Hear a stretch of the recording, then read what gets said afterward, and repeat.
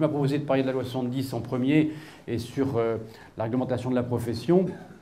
Là, on fait référence très carrément à notre livre blanc avec la demande de constitution d'un conseil national de la profession immobilière, d'une commission de discipline. Et là, toutes les personnes que nous rencontrons sont assez d'accord pour la création d'une structure, pour peu que ça ne soit pas un ordre professionnel. Je le dis parce que le sujet avait été évoqué, la question avait été posée. Aujourd'hui, très clairement, dans l'esprit des uns et des autres, c'est un conseil national, mais qui n'est pas un ordre professionnel, au sein duquel siégeraient à la fois des représentants de la chancellerie, mais aussi des consommateurs. Rien n'est figé, on débat sur ce sujet-là, on est très ouvert et très demandeur, parce qu'on pense qu'une profession comme la nôtre, qui regroupe des gens qui ont une qualité de commerçant, doit écouter, doit partager et doit prendre en considération la demande des consommateurs.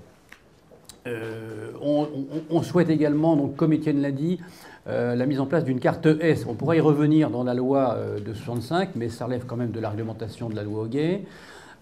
Aujourd'hui, je vous rappelle qu'il y a 2 cartes professionnelles, que pour avoir une agence immobilière, il faut avoir une carte professionnelle délivrée par la préfecture, que cette carte professionnelle peut mentionner une carte T ou une carte G pour faire de la transaction ou pour faire de la gestion immobilière. La gestion immobilière englobant jusqu'à ce jour à la fois la gestion locative, c'est-à-dire les relations entre le locataire et le propriétaire, mais aussi la gestion des copropriétés, qui est un métier bien à part, bien spécifique, bien différent, qui nécessite des compétences, une expérience et des connaissances bien différentes.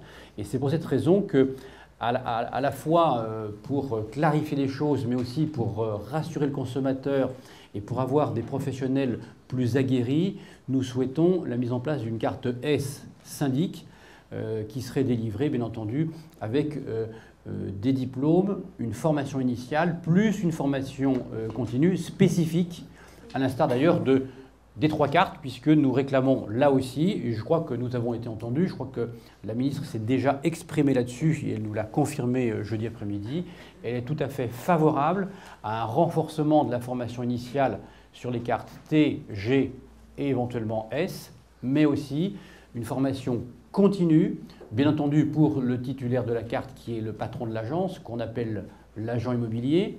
Et on fait souvent la confusion, on pourra revenir avec d'autres terminologies d'agents commerciaux, de négociateurs, qui sont eux en fait les collaborateurs de l'agent immobilier.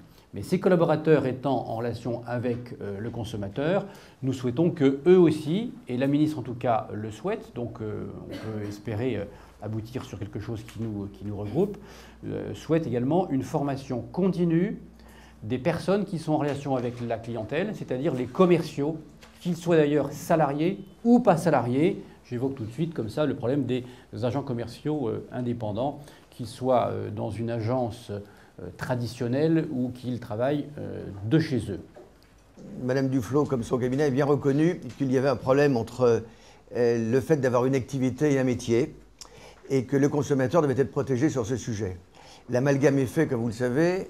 Et pour la 10e fois, je raconte l'anecdote, le film Alceste qui vient de sortir, on présente un agent immobilier comme tel qui représente Capifrance.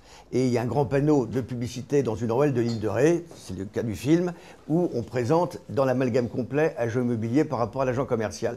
Le grand danger, c'est que le consommateur questionné de tous les côtés n'a aucune idée de qui fait quoi et quelle est sa compétence. Donc le but, c'est que chacun ait sa place, mais que chacun soit visible dans sa compétence. J'entends par là, vous rentrez dans une pharmacie, le pharmacien a son cycle pharmacien, le préparateur a son cycle préparateur. Que le consommateur sache à qui il a affaire et quelle est la fonction de chacun. Et il est prévu, donc, une fois cette spécialité bien reconnue, bien axée dans la nature des professions que nous exerçons, il y a également l'obligation qu'aurait l'agent commercial d'avoir une assurance responsabilité professionnelle. Ce qui commence à ce moment-là à mettre un curseur différent en termes de protection des consommateurs, ce qui rejoint toutes nos préoccupations liées au livre blanc. Voilà ce qui a été évoqué, donc ça a été entendu. Et puis également, oui, l'intérêt d'être à deux, c'est qu'effectivement, ah oui, tiens, effectivement, j'avais oublié de dire ça. Un autre point également qui a déjà été évoqué par la ministre à différentes reprises, c'est la suppression des marchands de liste. Donc j'en profite pour pour le préciser. Ce n'était pas une demande de notre part, mais nous saluons cette décision que nous ne regrettons pas. Voilà.